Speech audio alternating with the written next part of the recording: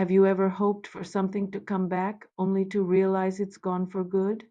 It's a tough lesson, but it's one we see throughout the Bible. Not everything that is lost is meant to be found again.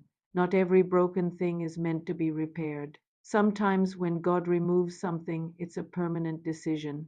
Think about it. We see entire cities, like Sodom and Gomorrah, wiped away, never to be rebuilt. Their destruction served as a permanent, chilling warning against sin. It wasn't a temporary setback.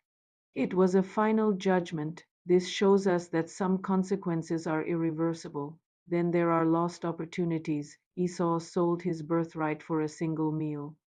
Later, he wept bitterly and tried to get it back, but the Bible says he found no opportunity to repent, though he sought it with tears. That door was closed forever. It's a powerful reminder that our choices, especially those made in moments of weakness or impatience, can have lasting, unchangeable consequences. We also see this with relationships and moments of grace. When King Saul repeatedly disobeyed God, the Spirit of the Lord departed from him. Samuel told him, "The Lord has torn the kingdom of Israel from you today and has given it to a neighbor of yours who is better than you." Saul's reign, his anointing, his special connection with God, it was gone, never to be restored. So what does this mean for us? It's not about living in fear of making a mistake. It's about understanding the weight of our obedience. Some losses are God's protection, steering us away from a path that would have led to ruin.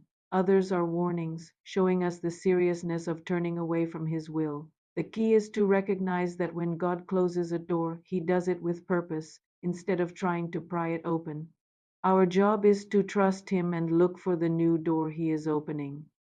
Because while some things are never returned, God's grace always provides a way forward. Thanks for watching. If this resonated with you, consider subscribing for more content like this. See you next time.